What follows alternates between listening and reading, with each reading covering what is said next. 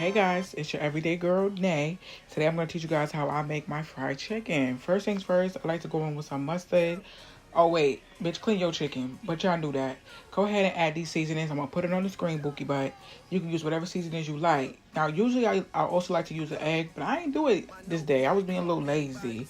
But make sure you massage that chicken like you massage your man and egg, okay? Then you're going to use the same seasonings for your flour, of course. If you know, you know.